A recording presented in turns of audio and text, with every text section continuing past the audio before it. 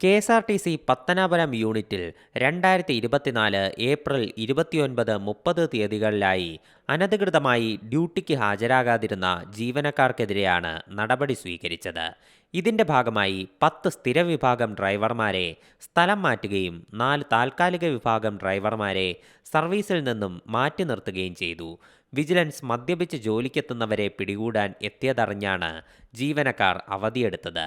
യാതൊരു മുന്നറിയിപ്പുമില്ലാതെ ജീവനക്കാർ കൂട്ടമായി അവധിയെടുത്തത് കാരണം പത്തനാപുരം യൂണിറ്റിലെ നിരവധി സർവീസുകളാണ് റദ്ദ് ചെയ്തത്.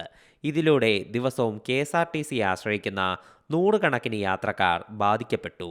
1,88,665 രൂപയുടെ സാമ്പത്തിക നഷ്ടവും ഉണ്ടായതിനെ തുടർന്നാണ് ജീവനക്കാർക്കെതിരെ അച്ചടക്ക നടപടി സ്വീകരിച്ചത്.